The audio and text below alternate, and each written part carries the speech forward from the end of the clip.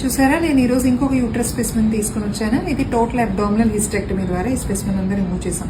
ఎందుకని ఇన్ని uterus specimens చూపిస్తున్నారంటే ఒక్కొక్క గర్భసంచికి ఒక్కొక్క రకమైన పెథాలజీ ఉంటుంది, ఒక్కొక్క రకమైన ప్రాబ్లం ఉంటుంది. దానివల్ల ప్రాబ్లం ఫేస్ చేస్తూ ఉంటాం.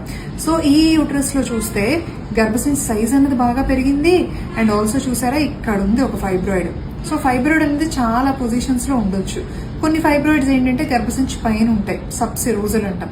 కొన్ని గర్భసంచి లేయర్స్ లోపల ఉంటాయి, ఇంట్రామ్యూరల్ అంటాం. కొన్ని గర్భసంచి లోపల క్యావిటీలో ఉంటాయి, సబ్ మ్యూకోజల్ అంటాం. సో ఒక్కొక్క ఫైబ్రాయిడ్ ఒక్కొక్క రకంగా. ఇది చూసారా, సర్విక్స్ అంటారు ఈ భాగాన్ని.